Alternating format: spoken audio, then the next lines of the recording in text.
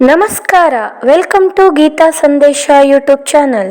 ಶ್ರೀಮದ್ ಭಗವದ್ಗೀತಾ ಅಧ್ಯಾಯ 1 ಅರ್ಜುನ ವಿಷಾದ ಯೋಗ 26ರಿಂದ 30ರವರೆಗಿನ ಶ್ಲೋಕಗಳ ಅರ್ಥಸಹಿತ ಭಾವಾರ್ಥ ತಿಳಿಯೋಣ.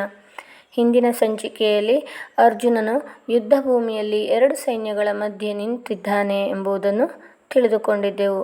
ಫ್ರಥ ಯಾರು, ಪಾರ್ಥ ಎಂದೇಕೆ ಅರ್ಜುನನನ್ನು ಕರೆಯುತ್ತಾರೆ, ಋಷಿಕೇಶ, ಗುಡಕೇಶ ಎಂದು ಯಾರನ್ನು ಕರೆಯುತ್ತಾರೆ ಎಂಬುದನ್ನೆಲ್ಲ ತಿಳಿದುಕೊಂಡಿದ್ದೆವು.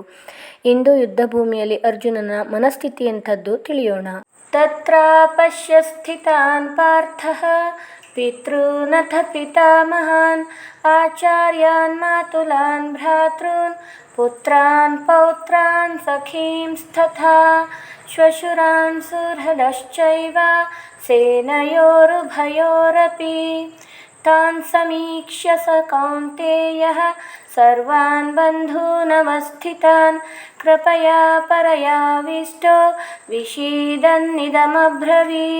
ಇದಾದ ಬಳಿಕ ಪಾರ್ಥನು ಆ 2 ಸೈನ್ಯಗಳಲ್ಲಿ ಸೇರಿದ್ದ ದೊಡ್ಡಪ್ಪ ಚಿಕ್ಕಪ್ಪಂದಿರನ್ನು, ಅಜ್ಜ ಮುತ್ತಜ್ಜರನ್ನು, ಗುರುಗಳನ್ನು, ಸೋದರರನ್ನು, ಸೋದರ ಮಾವಂದಿರನ್ನು, ಮಕ್ಕಳು ಮೊಮ್ಮಕ್ಕಳು ಹಾಗೂ ಮಿತ್ರರನ್ನು, ಸಹೃದಯಿಗಳನ್ನು ಕಂಡನು.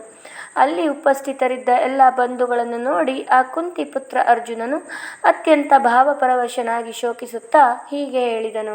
ಅರ್ಜುನ ಉವಾಚ ದೃಷ್ಟ್ವೇಮಂ ಸ್ವಜನಂ ಕೃಷ್ಣ ಯುಯುತ್ಸುಂ ಸಮುಪಸ್ಥಿತಂ ಸೀದಂತಿ ಮಮ ಗಾತ್ರಾಣಿ ಮುಖಂಚ ಪರಿಶುಷ್ಯತಿ ವೇಪತುಶ್ಚ ಶರೀರೇ ಮೇ ರೋಮಹರ್ಷಶ್ಚ ಜಾಯತೆ.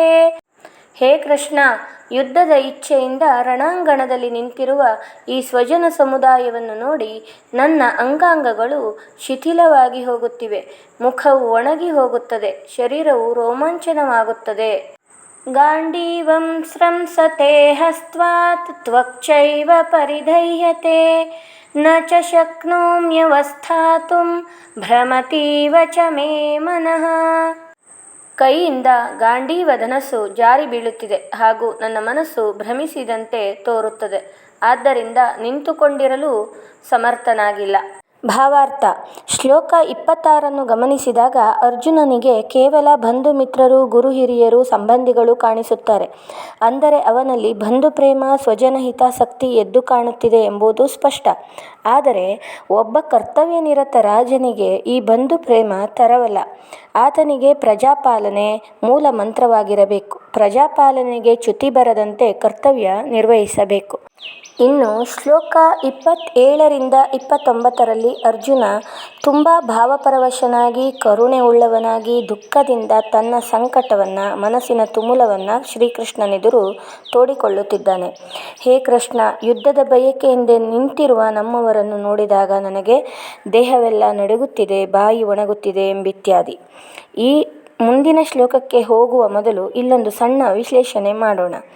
ಬಂಧು ಮಿತ್ರರ ಜೊತೆ ಹೇಗೆ ಕಾದಾಡಲಿ ಎಂದು ಅರ್ಜುನ ಹೇಳುತ್ತಿದ್ದರೆ, ಇಲ್ಲ ಕೃಷ್ಣ ನೀನು ಯುದ್ಧ ಮಾಡು ಎನ್ನುವ ರೀತಿಯಲ್ಲಿ ಕುರುಕ್ಷೇತ್ರಕ್ಕೆ ತಂದು ನಿಲ್ಲಿಸಿದ್ದಾನಲ್ಲ. ಇಲ್ಲಿ ಕೃಷ್ಣನ ನಡೆ ನಮ್ಮಂಥ ಸಾಮಾನ್ಯರಿಗೆ ಸುಲಭದಲ್ಲಿ ಅರ್ಥವಾಗದು.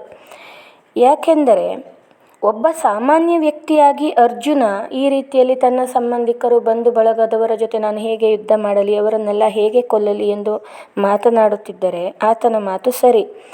ಆದರೆ ಅರ್ಜುನ ಇಡೀ ಭರತಖಂಡದ ರಕ್ಷಕನಾಗಿ, ಧರ್ಮಪರಿಪಾಲಕನಾದ ಧರ್ಮರಾಯನ ಪರವಾಗಿ ನಿಂತು ಯುದ್ಧ ಮಾಡಲು ಹೊರಟಿದ್ದಾನೆ. ಹಾಗಾಗಿ ಅರ್ಜುನ ಹೀಗೆ ಹೇಳುವುದು ತರವಲ್ಲ. ಧರ್ಮದ ವಿರುದ್ಧ ನಿಂತವರೆಲ್ಲ ಅಪರಾಧಿಗಳು. ಅಂದರೆ ಇಲ್ಲೇ ಅಧರ್ಮಿಗಳು ಅಂದರೆ ಕೌರವರು ಹಾಗೂ ಅವರ ಜೊತೆ ನಿಂತಂಥವರು. ಅವರು ಬಂಧುಗಳೇ ಆಗಿದ್ದರೂ ಸಹ ಅಪರಾಧಿಗಳನ್ನು ಶಿಕ್ಷಿಸುವುದು ರಾಜನ ಧರ್ಮ. ಹೇಗೆ ನ್ಯಾಯಾಧೀಶ ಕಟಕಟೆಯಲ್ಲಿ ನಿಂತಿರುವ ಅಪರಾಧಿ ತನ್ನ ಸಂಬಂಧಿಕನೇ ಆಗಿದ್ದರೂ ಸಹ ಬಂಧುವೆಂದು ಆತನಿಗೆ ಶಿಕ್ಷೆಯನ್ನು ಕಡಿಮೆ ವಿಧಿಸ್ತಾನ ಅಥವಾ ನಿರಪರಾಧಿ ಎಂದು ಘೋಷಿಸ್ತಾನ? ಇಲ್ವಲ್ಲ. ಅದೇ ರೀತಿಯಲ್ಲಿ ರಾಜನಾದವನು ಇಲ್ಲಿ ಬಂಧು ಪ್ರೇಮ ತೋರಿಸಬಾರದು. ಧರ್ಮ ರಕ್ಷಣೆಗಾಗಿ ನಡೆಯುವ ಯುದ್ಧದಲ್ಲಿ ಅಧರ್ಮಿಗಳು ತಮ್ಮವರು ಎಂದು ಗೊತ್ತಿದ್ದರೂ ಸಹ ಅರ್ಜುನನಿಗೆ ಅಲ್ಲಿ ಅವರೆಲ್ಲ ತನ್ನ ಸಂಬಂಧಿಕರು, ಅವರ ಜೊತೆ ನಾನು ಹೇಗೆ ಯುದ್ಧ ಮಾಡೋದು ದೇವರೇ ಅಂತ ಪರಿತಪಿಸ್ತಾ ಇದ್ದಾನೆ. ಇಲ್ಲಿಯೂ ಸಹ ನಾವು ಆತನ ಇನ್ನೊಂದು ನಡೆಯನ್ನು ಖಂಡಿಸಬೇಕು. ತನಗಾಗಿ ಯುದ್ಧ ಮಾಡುವುದು ಕೇವಲ ಇಲ್ಲಿ ಬಂಧು ಬಾಂಧವರ ಮಧ್ಯದಲ್ಲಿ ಮಾತ್ರವಲ್ಲ ಯುದ್ಧ ನಡೆಯುತ್ತಿರುವುದು, ಆತನಿಗಾಗಿ ಯಕ್ಷೋಹಿಣಿ ಸೈನ್ಯವೇ ಅಲ್ಲಿ ನಿಂತಿದೆ. ತನ್ನ ಪ್ರಜೆಗಳು ಅಲ್ಲಿ ಸಾಯುತ್ತಿದ್ದಾರೆ ಎಂಬ ಕೊರಗು ಅವನ ಮಾತಲ್ಲಿಲ್ಲ. ತನ್ನ ಬಂಧು ಬಳಗದವರನ್ನು ನಾನು ಸಾಯಿಸಬೇಕಲ್ಲ ಅನ್ನುವಂತಹ ಒಂದು ಕೊರಗು ಎದ್ದು ಕಾಣುತ್ತಿದೆ. ಇದು ಸರಿಯಲ್ಲ. ಹಾಗಾಗಿ ಕೃಷ್ಣನಾದವನು ಮೌನವಾಗಿಯೇ ನಿಂತಿದ್ದ. ಆತನ ವಿತಂಡವಾದಕ್ಕೆ ಉತ್ತರಿಸುವ ಗೋಜಿಗೆ ಹೋಗಲಿಲ್ಲ ಶ್ರೀಕೃಷ್ಣ ಪರಮಾತ್ಮ. ಇನ್ನು ಶ್ಲೋಕ 30ರಲ್ಲಿ ಅರ್ಜುನ ಶ್ರೀಕೃಷ್ಣನಿಗೆ ಹೇಳ್ತಾನೆ, ನನ್ನ ಕೈಯಿಂದ ಈ ಗಾಂಡೀವ ಎನ್ನುವಂಥ ಧನಸ್ಸು ಜಾರಿ ಬೀಳ್ತಾ ಇದೆ, ಅದನ್ನು ಹಿಡ್ಕೊಳ್ಳಿಕ್ಕೂ ಶಕ್ತಿ ಇಲ್ಲ ಅಂತ. ಇದು ಎಂಥ ಸಂದರ್ಭದಲ್ಲಿ ನೋಡಿ, ಭಗವದ್ಗೀತೆಯ ಎಲ್ಲ ಶ್ಲೋಕಗಳು ಸಹ ಬೇರೆ ಬೇರೆ ವ್ಯಕ್ತಿಗೆ ಬೇರೆ ಬೇರೆ ಸಮಯ ಸಂದರ್ಭಕ್ಕನುಗುಣವಾಗಿ ಅವರವರ ಜೀವನದಲ್ಲಿ ಹೋಲಿಸಿಕೊಂಡು ನೋಡಬಹುದಾದಂಥದ್ದು. ಹಿಂದೂ ಮುಂದು ಎಂದೆಂದೂ ಈ ಭಗವದ್ಗೀತೆ ನಮಗೆಲ್ಲ ದಾರಿದೀಪ. ಆತ್ಮವಿಶ್ವಾಸ ಕಳೆದುಕೊಂಡ ಒಬ್ಬ ವ್ಯಕ್ತಿಯ ಅಂತರಂಗದ ಪ್ರಲಾಪ ಇದು. ಅರ್ಜುನನಿಗೆ ಧನಸ್ಸನ್ನು ಹಿಡ್ಕೊಳ್ಳಿಕ್ಕೂ ಶಕ್ತಿ ಇಲ್ವಾ? ಹಾಗಾದರೆ ಹಾಗಲ್ಲ. ಇಲ್ಲಿ ಆತ ಅಷ್ಟು ಆತ್ಮವಿಶ್ವಾಸ ಕಳೆದುಕೊಂಡಿದ್ದ. ಯಾಕೆ ಈ ಯುದ್ಧ ಅಂತ ಯುದ್ಧ ಭೂಮಿಗೆ ಬರುವಾಗ ಹುಮ್ಮಸ್ಸಿನಿಂದ ಬಂದ. ಶ್ರೀಕೃಷ್ಣ ಜೊತೆಯಲ್ಲಿದ್ದಾನೆ ಅಂತಲೂ ಆತನಿಗೆ ಗರ್ವ ಇತ್ತು, ತಾನೇ ಗೆಲ್ತೀನಿ ಅಂತ. ಆದರೆ ಈಗ ತನ್ನ ಬಂಧು ಬಾಂಧವರ ಜೊತೆ ಅನಾವಶ್ಯಕ ಅವರನ್ನೆಲ್ಲ ಕೊಲ್ಲಬೇಕಲ್ಲ, ಅವರ ಜೊತೆ ಕಾದಾಡಬೇಕಲ್ಲ ಅಂತ ಆತ ಆತ್ಮವಿಶ್ವಾಸವನ್ನು ಕಳೆದುಕೊಂಡು ಆತನ ಅಂತರಂಗದಲ್ಲಿ ಕೊರಗ್ತಾ ಇದ್ದಾನೆ. ಅಯ್ಯೋ, ಇದು ನನ್ನಿಂದ ಸಾಧ್ಯವೇ, ನನ್ನಿಂದ ಆಗುತ್ತಾ, ಹೀಗೆ ಕಾಯ್ತು ಅಂತ. ಇದು ನಮ್ಮೆಲ್ಲರ ಜೀವನದಲ್ಲಿಯೂ ಸಹ ಹಾಗೆ ಒಮ್ಮೊಮ್ಮೆ ನಮಗೆ ಅನಿಸುವುದುಂಟು. ಉದಾಹರಣೆಗಾಗಿ ನಾವು ಪರೀಕ್ಷೆಗಾಗಿ ತುಂಬ ತಯಾರಿ ಮಾಡಿರುವಂಥ ವಿದ್ಯಾರ್ಥಿಗಳನ್ನೇ ತಗೊಳ್ಳೋಣ. ಪರೀಕ್ಷಾ ಕೊಠಡಿಗೆ ಹೋಗ್ತಾರೆ.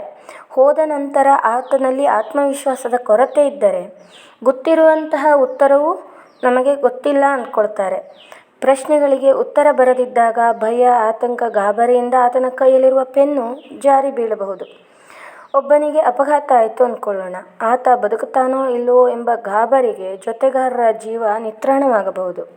ಯಾವುದೋ ಗುರಿ ಸಾಧನೆಗೆ ನಾವು ಏನನ್ನೋ ಒಂದು ಸಾಧನೆ ಮಾಡಬೇಕು ಅಂದ್ಕೊಂಡಿರ್ತೇವೆ. ಏನೋ ನಮಗೆ ಮಧ್ಯದಲ್ಲಿ ತೊಂದರೆ ಎದುರಾಯಿತು, ವೈಯಕ್ತಿಕ ಸಮಸ್ಯೆಗಳೆದುರಾಯಿತು, ಏನೋ ಒಂದು ಅಡ್ಡಿ ಆತಂಕ ಬಂದಾಗ, ಆತ್ಮವಿಶ್ವಾಸದ ಕೊರತೆ ಇದ್ದಾಗ ನಮಗೆ ಆ ಗುರಿ ಸಾಧನೆಗೆ ಅದು ಅಡ್ಡಿ ಮಾಡಬಹುದು. ಅಂದರೆ ನಾವು ಎಂಥ ಸಂದರ್ಭದಲ್ಲಿಯೂ ಆತ್ಮವಿಶ್ವಾಸ ಕಳೆದುಕೊಳ್ಳಬಾರದು ಎನ್ನುವುದು ಇದು ನಮಗೆ ಸೂಚಿಸುತ್ತದೆ. ಇಲ್ಲಿ ಅರ್ಜುನನಿಗೆ ಆಗಿದ್ದು ಸಹ ಹಾಗೆ. ಮುಂದೇನಾಯಿತು, ಅರ್ಜುನನ ಮುಂದಿನ ನಡೆ ಏನು, ಶ್ರೀಕೃಷ್ಣನು ಯಾವ ರೀತಿ ಉತ್ತರಿಸುತ್ತಾನೆ ಎಂಬುದನ್ನೆಲ್ಲ ಮುಂದಿನ ಸಂಚಿಕೆಯಲ್ಲಿ ತಿಳಿದುಕೊಳ್ಳೋಣ. ಅಲ್ಲಿಯ ತನಕ ವಂದನೆಗಳು.